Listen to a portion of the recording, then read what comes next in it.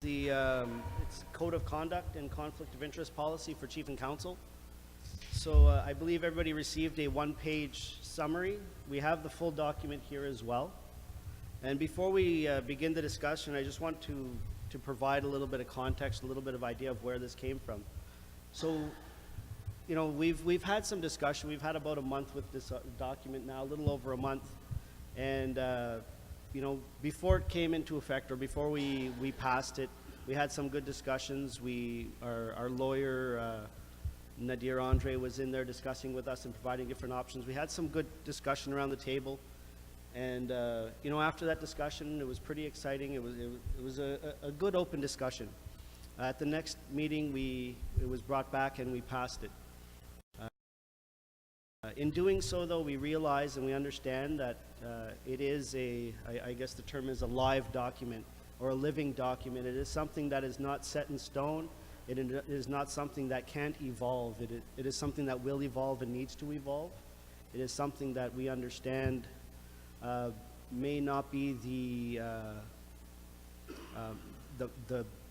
A1 top rank solution, but it was definitely a step forward. We saw it as a good first step in putting in some expectations around Chief and Counsel. All of our policies excluded Chief and Counsel in the past. Our HR guidelines and policies said these apply to employees but not counsel, not chief. So, you know, there was an obvious gap that needed to be addressed. Going forward, we've had some discussions of how do we indigenize, how do we make this more fitting to us as Mi'kmaq. We talked about it last night about the importance of looking at methods of mediation or restorative justice being incorporated into the approaches. We've already talked about how would you make amendments. And before we get into the discussion of the document or the one-page summary, just for clarity, in the document it talks about needing to bring it to the people. So we as Chief and Counsel, we can make amendments to it, but we need to bring those amendments, those changes to you, to the community, to talk about those changes. It's not something we can do on our own. One of the concerns that I've heard numerous times since my term in office is these things that you're bringing in, these things that you're changing, how can we make sure that you know, if there's a change in government, that it doesn't all get wiped away. So that's a way to make sure that people are involved in the decision making. You know, so it has to come here. It has to be brought here. And I think that's an important step going forward, is that we have more of that dialogue back and forth with our community. It would be nice to see more people here tonight. It would be nice to see more people at all of our community meetings. But it's great that we have people. It's great that we have the dialogue starting. And that's where I think this is really important. So if you want, I can go through some of the highlights here of the Code of Conduct summary. Again, you have the summary one-pager, but we also have the full code here, the full document, and that was sent out, I think, mailed out to everybody. It's available online. So the key points here would be to, you know, LMG represents its membership and is responsible to provide them with various programs and services.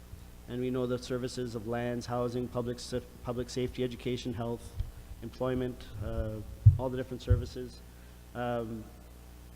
We have, you know, LMG is governed by one chief and 12 councillors, elected representatives. It's our duty to exercise our authority and make decisions during our meetings. And those decisions are binding. You know, those decisions do carry some weight and they are to be made when we're together. Elected officials must conduct themselves with integrity, respect, impartiality, and a high standard of good conduct. And I know that that's what we expect, and that should go without saying, but I think it was important that we set it and we put it in a policy, we put it into a code, and we make sure that is what we expect. And if we don't expect that, then we can amend it, but let's start writing, or let's start making our expectations of our elected officials known. Put it in writing. Some of the key parts in here, it says in the plain language: set a good example in the community, be accountable, participate in meetings and respect meeting rules and procedures, use your authority in a fair and constructive manner, maintain good communication with management, staff, and members, and respect confidentiality and private information. So I think these are all obvious things. These are things that you would expect of any professional or any employee or your elected officials. The other part that I think is important to note here is the conflict of interest side of it as well. Not just the code of conduct, but the conflict of interest. You know, in here it states that, you know, when you're in a conflict, you need to remove yourself from the conflict or take steps to resolve that conflict or mitigate or reduce that conflict. So you can't knowingly take advantage of the information that you get as a counselor to benefit yourself. And I think that's an important thing to have, that we have going forward.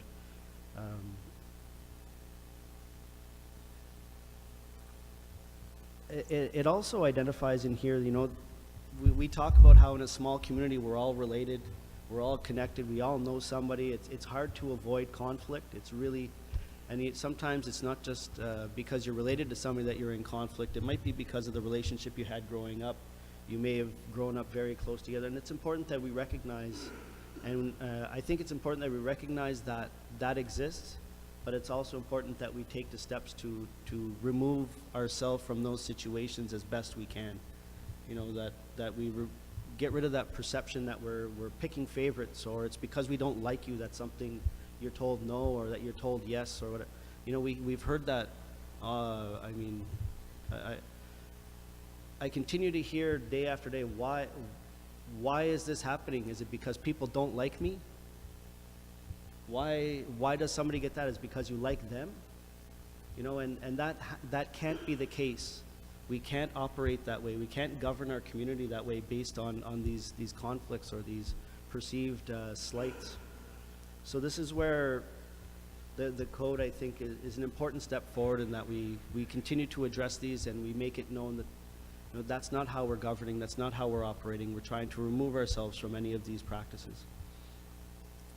In here it also talks about, you know, receiving gifts, receiving any type of financial benefit over $250. You know, that has to be declared. If you're a counselor and somebody gives you a gift, takes you out for supper, hockey tickets, things like that, you have to be open about that. And that's good. I think that's a good step forward. You know, I'm sure over the years, people have been approached. I know of other politicians in other areas that have received the old brown envelope in the mailbox. You know, those kind of things do happen. I don't know if they happen here. It has not happened with me, but I know of others. You know, that needs to be declared, and we need to get rid of that.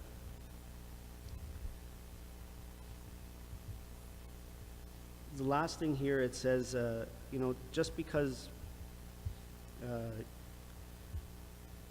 you may not be in conflict when you're not an elected official, and then if you do come into office, you need to declare your conflicts and make arrangements to get out of conflict. So let's say I had a consulting business that was all about the development of governance, and then I get elected chief, and then I get all the consulting contracts. That's not fair. That's not good. So I would have to remove myself from that conflict, and you can't do that. You know, so I think these are some, like I said, I wouldn't consider this the ultimate solution, but I think it is a good step forward. And if it can evolve and amend and to better meet our needs as chief and council and as a community, I think we can go on, continue to make this better. I talked about it earlier about the breaches and sanctions. So the important thing is to identify, to bring it up, talk about it.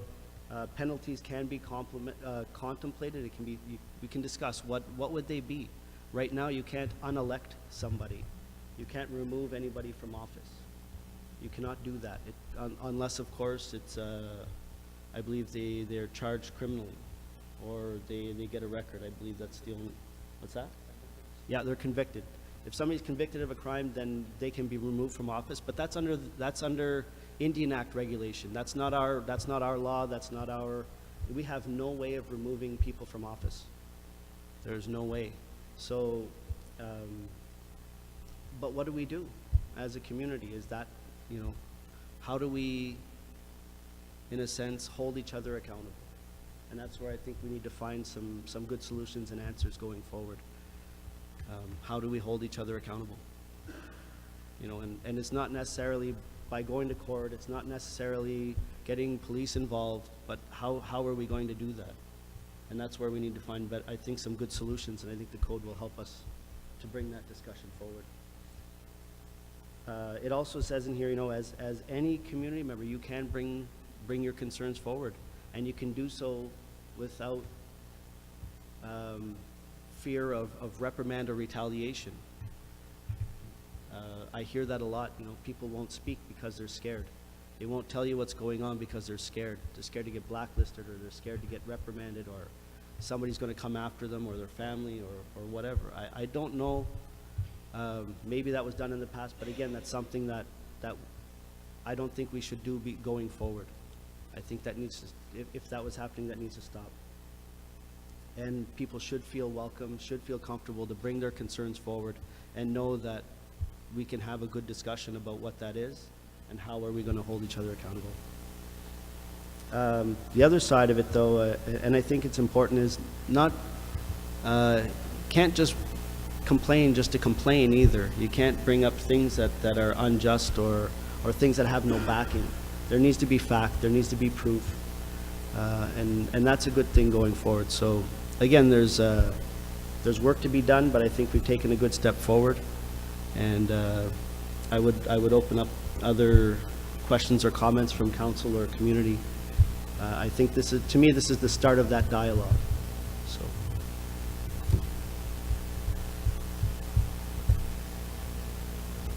Any questions, comments, suggestions? No? The sandwich are putting people to sleep. Okay. So the next topic I have is Zenabis update. So Zenabis, as you know, our investment is still a $3 million convertible debenture. So it's still in the loan format. It has not been converted into an investment yet or a partnership. It still remains as a loan. That loan can be converted into shares at any time. The longer we wait, the less shares that we will have in that partnership, I would say, because the value of Zenabis continues to climb. They have received, in Atholville, they have received their cultivation license. They are not growing yet, but they have received the license to start. They still have some things to take care of before they can start growing, but they do have that license. So the value of that company continues to climb. So the amount of shares that we would have continues to go down day by day. It's just one consideration. It doesn't mean that we can still pull out or we can invest. It's really up to us and where we want to go. But it's been amazing to see. I don't know, anybody here attend the open house? Did anybody go over there and see it? Walk around in it? You did, yeah. Sheila and I were there. Lorna's been there. It is, Jill walked around there. It is amazing to see the amount of work that was done in 1 year in that building. From the time it was an empty warehouse, basically, to a top-notch Health Canada licensed producing facility. It's crazy. And the size of the building is unbelievable. Anyway, that's where we are with that. They have their license. We've had 3 people go over there and work so far. I had a conversation yesterday with them to find out when will they start, when will they need growers, because we've had a program here to get people certified in the CMPR, I believe it is, ACMPR, which is the regulations around growing, and then a growing course, an 8-week course. So we have the only trained people from the region here in Listigouche. So I keep pushing and saying they need to be the first people called in. They're the only trained people. So we'll continue to push that. We'll continue to make sure that our people are over there and employed while we develop other opportunities for them. Right now, I'm trying to get a firm date out of them of when they will need people. They expect sometime in October that they will start to ramp up in terms of production. But I'm saying I need a hard date, and I need to know when you start calling our people in.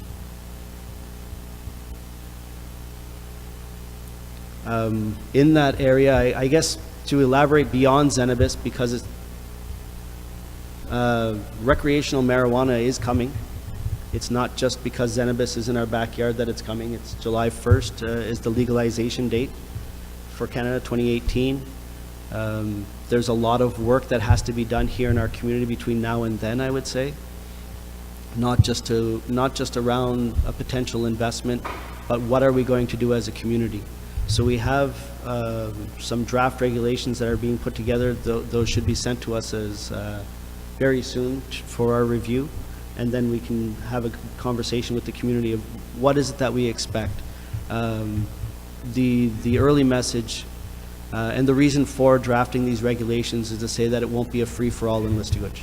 It won't be unregulated. If there will be any distribution or sale of cannabis, it will be regulated. It's not going to be, as an example, like the VLTs or the convenience stores, the beer and cigarettes in Listigouche. It will be regulated. Okay, that to me is the first and most important goal, is that we have regulations. We can say how it will be distributed, if it will be distributed in Listigouche. That to me is the first step, and we should be there soon. After that, we can decide what is it that we are okay with and what is it that we're not okay with. And that's being worked on. I've also, Donna and I spoke about the importance of the health side of it as well, the harm reduction side, to make sure that the proper information is there for people, the supports are there for people, making sure that because legalization is coming one way or another, that the proper information and support is there for our community members, and that we can have the healthiest community as possible. So these are some other aspects of legalization that we need to be aware of and that we're not sleeping on. Anytime I talk to other communities, and other communities are looking to Listigouche and asking us in Listigouche, what are you guys doing? We seem to be in the forefront. We seem to be leading the way and the discussion, which is not always new, I guess. But we're doing that in this area, and it's good because other people want to work with us on it. You know, I've had very few people say, you get out of here. You know, they've got their head in the sand, and they're going to be in trouble. You know.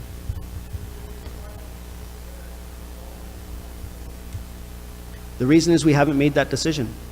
So one of the key aspects is community comfort, social acceptability.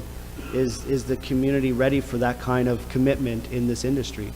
And if the community isn't, then that's you know, let's not joke about it. $3 million is significant. You know, that's about 20 homes. You know.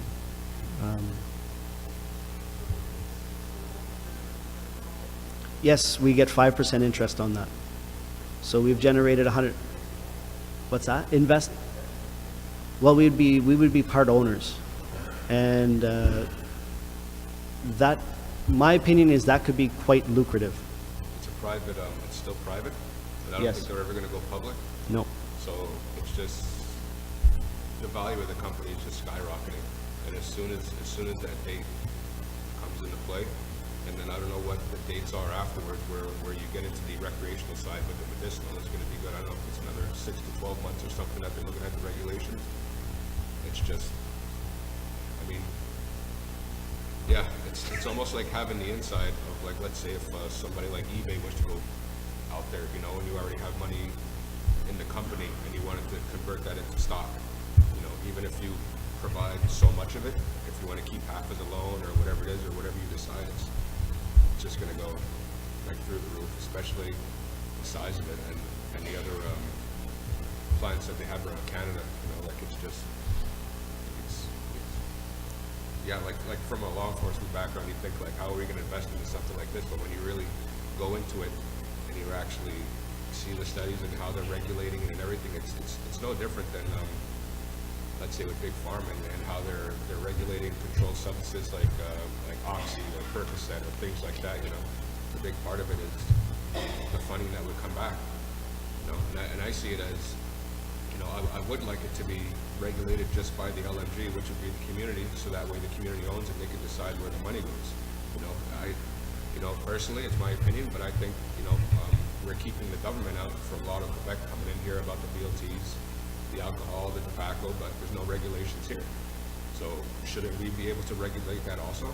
You know, so if we're keeping the government out, you know, we should have the same rules and regulations also for that, and then the community can decide even if it's a portion, or the store owners agree to do something like that. So that way, at least we have more money that's coming into the community and going into the services.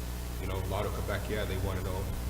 You know, the minister did a report in November talking about there's 2 communities in Listigouche, in Quebec, and how it's disturbing. We don't report how many BLTs we have in a community, and that was the Minister of Public Security and then the Minister of Gaming. You know, us in Gaspésia that was out there, but that affects our policing also. So if we're keeping them out, you know, you know, a lot of Quebec provides them with harm reduction or addiction services or something like that. So if we were to regulate it here, you know, these are services that we can put back into health, into social services, into public security, all these different things. But at least we could say we're controlling it. We're not just letting all these shops go open and, you know, like, I see it, it's got to go back into the community one way or the other. And I think if it's controlled through the government, then it's actually controlled by the community. You know, that's kind of the way I see it. If I could build on that, the importance here, I've heard of some other ways that things are being set up in other communities, and you know, the source of their cannabis for their dispensary is not within Canada. It's, say, Colorado or outside, and so that may be the claim, but we don't know where in Colorado. We don't know the regulations. We don't know what's happening, and if it's not regulated, if you can't control the source and say that it's from a safe and licensed producer, like with Zenabis, Health Canada is watching them, making sure that every move they make is safe, because this is for public consumption. This is for people. You have to make sure it's going to be safe and pass very, very high levels of testing, you know, and consistency. It has to really, really be top notch. So the importance of regulating, and the importance, I think, of this investment is that if we do go down the road of having a dispensary in Listigouche, we can guarantee that it is a safe product coming into our community, that our community members are having access to safe products, because our community members are going to access cannabis. They will. Whether we have a dispensary in Listigouche or not, they are going to. They already do. But if they're going to, let's make sure it's safe, right? Let's make sure it's not something that's going to do more harm. So when you think about the distribution, like from the company, once it gets going, you know, they do it. It's probably going to be by Purelator and, let's say, through the pharmacies. Okay, but when it comes, you know, legal and recreational, you know, the main ones that are going to be taking the control of it are the liquor boards. So you would have like NB Liquor that's going to be distributing it, because they have, you know, they're the government, they're able to be controlled and regulated. So most of the provinces are actually going to be doing the same way. So I mean, it's going to be sold just the way alcohol is going to be sold and controlled that way. You know, there's already alcohol being sold throughout the community, but if there's a way, you know, to govern it and like Darcy said, to watch it and make sure and protect it, and you know, you control it. You control what's coming through. You know, whether if it's the hallucinogenic part, or it's just the one that person wants pain, that has pain and they just want CBD or something. You know, without that part. Before, yeah, you know exactly where it is. I just want to comment, and I'm really happy that Lita asked that question, why haven't we turned into an investment yet? And like Darcy tried to explain it's the social acceptability among community members. And he also kind of equated that to, if we had the $3 million, we could build 20 homes. But if we turn it into an investment, not only do we get the $30 million back at some point in time to be able to build the 20 homes, we continue to generate that for years and years and years. guessing annually, perhaps we could have enough funds for the operation of an elders facility, for example. You know, whatever the community decides to do, we would make enough money annually over and above the $3 million we get back.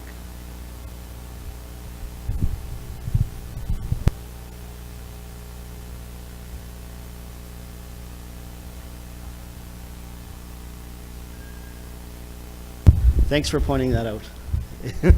That's what I meant. It could be a very significant, lucrative opportunity that, yeah, financially we're good for a long time. That's the potential of this industry. It's huge. I know it sounds weird to be talking about it that way, but here we are a year later, and you know, a lot of my personal comfort has grown quite a bit, especially as you visit and you talk and you realize it's coming and you understand it a lot more. Two important points that I think, or three. So I've met with the Canadian government, federal government, and I've spoken with the Quebec government about this.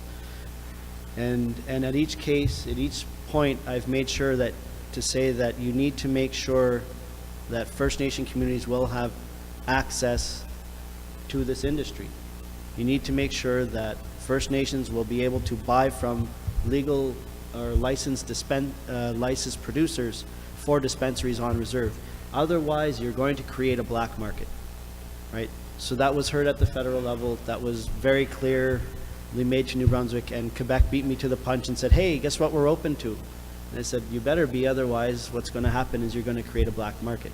You're going to create the same situation as we have with tobacco. And that's not what we want as a community.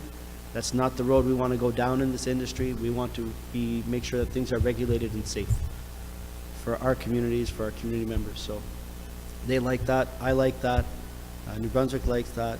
Canada likes that. So it's trying to get everybody on the same page. Yes, Dora?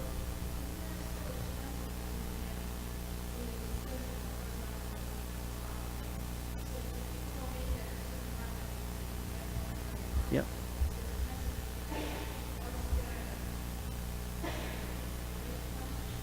Of course. I mean, that it would be similar to a bootlegger, right? I mean, people bootleg booze, but if they get caught, there's penalties, you know. Yeah. Yeah. Maybe.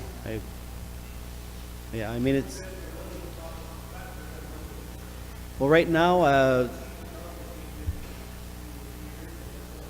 yeah, that's a really good question, Ricky. I mean, that goes back to our OSR conversation in the beginning, right? Is what happens to the monies that we generate as a community? Where does that go? And we need to find more transparent and clear ways of making those decisions and prioritizing where does that go. And is it you know, supporting programs? Is it providing more opportunities for people? Is it you know, reinvesting in other opportunities that create more jobs for people? You know, the decision's not made, but the discussion should be had. And I think irregardless of whether or not we get into this industry and we make money or not, we need to have that conversation of, you know, where do our revenues go? How are we going to decide? Yeah. If you have it in a way like maybe a living document, something like this, like the code of conduct, something where the conversations do start, you know, more ideas start coming into play. Like you would like to see, like let's say if you have a business that actually, like let's say for this the Zenibus, and it's creating money. Okay, well, I'd like to see, you know, you got a lot of community members, students coming back home, or anybody else that wants to start a business but they don't know where to go. I know before there was like a program before, but you'd like to see that where there's community members that have access, you know, they know how to do a business plan, they actually get the funding instead of going to, let's say, a bank, or they just get out of school, they don't really have that. You know, well, these are ideas for the own source revenue, right, that could be put towards it. Somebody who actually has an idea, and how can we help them get from A to B and continue on, you know, kind of mentor them through. So we would have the funds, so I'd like to see see that going a certain way. So all these conversations, we could keep coming up with them, and as long as everybody agrees with it, the community, then we follow it. How do we keep building our community, right? Don't stop just because we made $1. Well, how do you turn that dollar into more and create more opportunities? Well, actually, we passed an OIC to start that work. Yep. And we should have an RFP going out soon for people to bid on helping us develop those regulations. Yep. So we're not doing this, right? We're taking it head on. When we, Yep. Yeah. Okay. So his question was regards to the VLTs, the gaming in Listigoch, and what we're doing about it. And I said we passed an OIC to develop a gaming commission. So we should have an RFP, a request for proposals, to go out soon, looking for somebody to help build those regulations for us.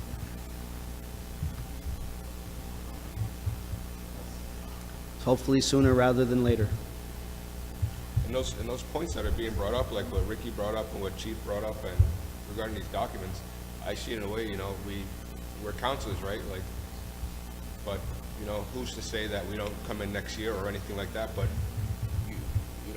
you don't want any of this progress or what the community wants or what we put forward to kind of go away, or you're a little bit nervous, like Ricky said, what happens if government changes and what are we going to do with it? Well, you want these safeguards so that way, if we don't come in or it changes or something happens, I'm not saying, it's going to be bad or not, but you kind of like I would feel comfortable, at least, that whether I'm in or not, or anybody's in or not, that the government and the community is still going to keep going forward, and they already have like this strong backbone that's in there. So, and it's with the expectations too. So when you're coming as a council, you kind of know what you're getting into. Like for myself, I didn't know what I was getting into. I know what I wanted to get into, and I just kind of continued on of who I am and my background and went forward, and I think, if something would ever happen, at least I could talk with anybody and say, no, things are in place, these are what's here, and at least so there's that, that kind of fear, it's going away at least, or the communication's out there, this is what we're doing, or this is what I would like to see, and, just to kind of get that away, and so that everybody kind of feels comfortable, even the departments and the community members, that we have something, in place. Good. Any other questions on Zenabis, medical, recreational, cannabis? Yes?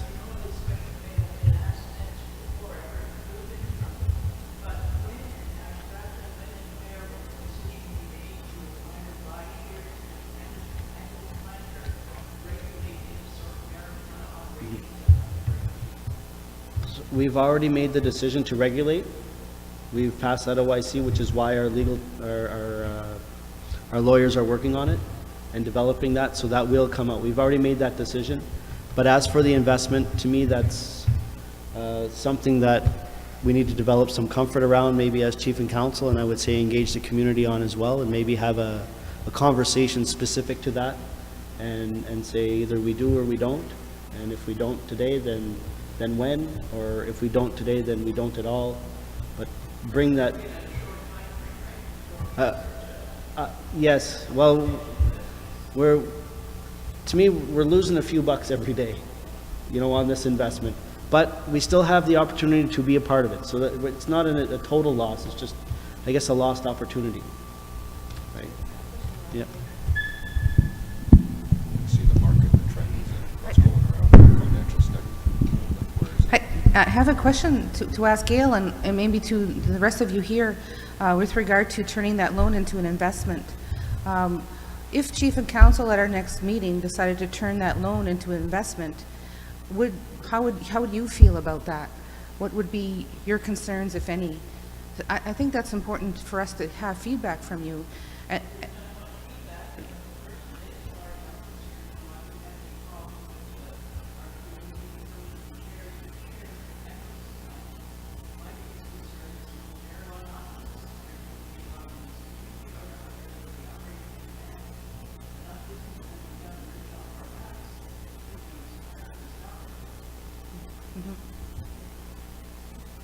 Anybody else?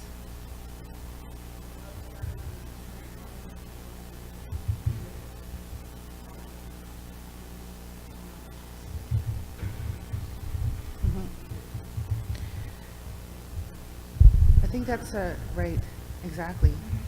And it's like if we pull out, like if we get our $3 million back tomorrow, we can spend it and build 20 homes, but then that's it, it's gone. There's no opportunity to build more money. Right. Yeah. So here's my question is that, I don't know if this is something you can find out, Darcy. Let's say we decided at our next council meeting to turn that loan into investment. Is there opportunity at some point after that, if community decides, no, we didn't want you to do that, to buy back those, shares, yes. There. I think with that, yeah, I think with that safety net, in turning that into an investment and being able to sell, if community is not pleased with that decision, then I think we should really consider moving forward at our next meeting. And I guess my comment on that is, yeah, I'm sure anybody would take our place. You know, with that foot in the door that we have, there'd probably be a number of communities that would say, sure, here's $3 million, you walk away, I'll take it. You know, and then they'll laugh at us in about 10 years. I apologize, that was my grandmother, I have to answer it. Yeah. So. Dora?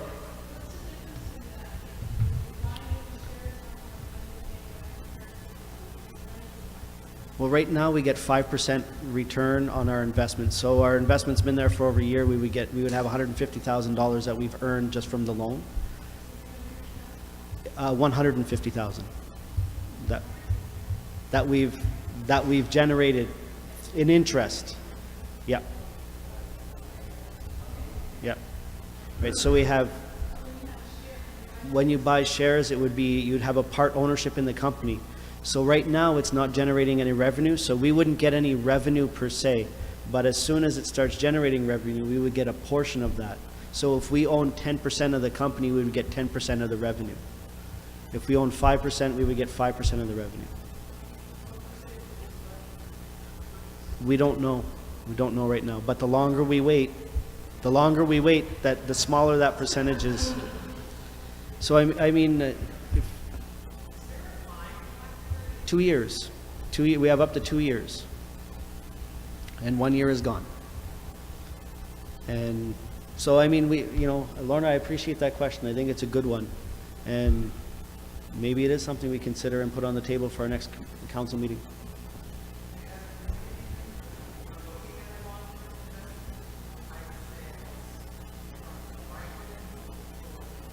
Okay. Once you start seeing what the company's actually going to be worth, you know, if you think $100 million or something, or whoever's in there, you put a percentage on that, and then you think about what else we can have within a community, regulating and going on. Yeah, definitely. There's a lot of discussions I think that need to be had with the community, but I see it as an opportunity as well. It was just mentioned a while ago. What if, I'm not sure what the people are going to say, but one of the ideas I heard from community was that they would like to see it owned by the community if we are going to be selling it in Listavich. So why not have one on the outskirts somewhere, whether it's the highway, interprovincial, and that way everything goes back to the community. We had a conversation a while ago about own source revenue and how important it is for a community where it has to replenish underfunded areas. So let's think about the community and have that benefit go back to everybody instead of just a few people. I think that's very important. We started early, and the way it was kind of put to me, which made sense, was, if you have $3 million sitting in your bank account, it's not really doing anything, depending on what kind of plan you have it. But we took that $3 million and we put it into a loan, right? So we're already generating 5%. So we were comfortable. I would say it was very, being a few months in a new government, and we just put $3 million into something like that. It was kind of okay. But now where we see, and we got in early compared to what other places are trying to do, jump in. I mean, it's just gonna, John, you said it perfectly, and Chief, like what it's, we're looking at what forestry and everything else is doing, and it's the same thing. When you start looking at the trends in Canada and what's going on in the States, like I don't want to get excited, but I'm just going to see, like, I would love to see that much coming into the community and be ready to go out, Okay. Any further comments or questions, council, community? Okay.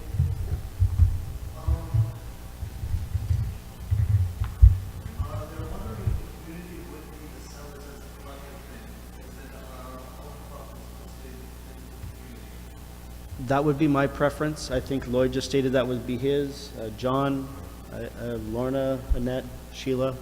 So we can only speak for the 6 of us sitting here. But that's also what I'm hearing from some of the community members here in attendance, that to me is the only way to go. The only way to go. It has to be community owned or not at all. At this point, that's it. If there are ourselves, we would be the only. we would be right now I'm saying, We don't the wanna only have way I any see it is, other- it's community owned, so we wouldn't tax ourselves. Jumped ahead a little bit, or? Yeah.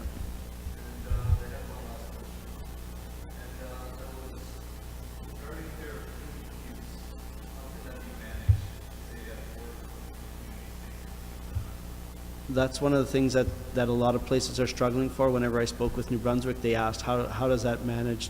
How is that managed? And the example that keeps coming back is the same with alcohol, right? You can't show up to work drunk, right? So you can't show up in a euphoric state either from cannabis use or from anything, right? I mean, it's Anything, it could be prescription drugs, it could be sleeping pills, anything that would cause you,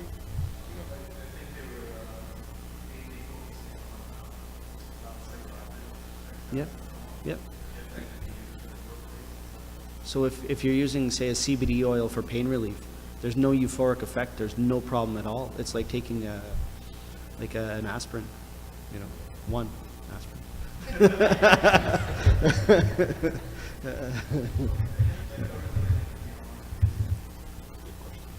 Yeah, those are good questions. Okay. Okay.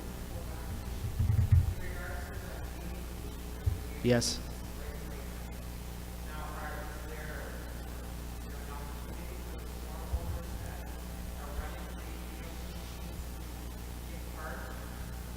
Yep. So last fall, whenever the report came out or the newspaper article came out, Wendell went around and met with every one of the store owners, every one of the VLT owners in Listerwich and said, okay, now's the time to regulate. Now's the time to create a commission, right? And every one of them said yes. So I think we're at the point now where everybody understands we need to, because our public security department gets calls from the province all the time saying, when are you going to step in and do something about the problem? I got a call from the Minister of Aboriginal Affairs in Quebec saying, what do I tell the people asking questions in Quebec? I said, you tell them that we're committed to the health and well-being of our people as we always been, and we'll do what we need to do. And that's all you say. I had other words when I met with the minister. And that's all you say. So, again, committed to the health and well-being, and I think regulating is part of that. We've passed that OIC to move down that road. And again, for sure, I think the business owners need to be part of that discussion.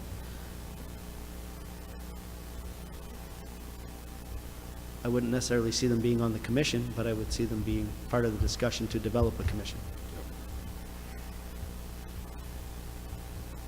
Good on that? One other thing that came up as we were talking, and I just want to mention it, is hot topic right now, oil and gas. We just had a big MMS AGA about that. We talked about it quite a bit. The message that I heard at that AGA from our community, and it's not the only opportunity that our community members will have a chance to to speak to that issue. We will have ongoing dialogue, but so far it seems to be that we're not okay with it. We would rather say no than say yes. There's a lot of concerns around it, and so my understanding, I mean, my stance has always been no, it's not going to happen. But again, I have to make sure that we're representing community interest and the community as a whole, not just my own personal beliefs. And so I just wanted to be sure that that was, you know, this is what I'm hearing to date. This is not that consultation session, this is not that information session, but working with MMS and the communities, those will happen in a very, very short time. And I think the preparation is that chances are our communities are going to say, no, we don't want it. So that seems to be the way we're leaning. And I don't want to influence people. I mean, please, if you feel other way, feel free to comment and bring it forward and present information. But I just wanted to touch on that while we are here. The last one is moose hunting, and it's going to take a little bit of setup before we do that. So maybe we can help wait out and get the table set up, and we'll need everybody to move a little closer for this. It's interactive. We're trying something new, and we'll see how it goes. We're in coffee. Just to frame what we're doing here, first off, we're doing a test. Everybody's got a clicker? Okay, so what this does is it's real-time surveys. So you click on your answer and it'll record your answer, then we can see not what you individually did, but as a group, what people are thinking. It's not a vote, it's not a decision-making process, but maybe it could be used that way in the future, I don't know. Don't have to count votes all day and night.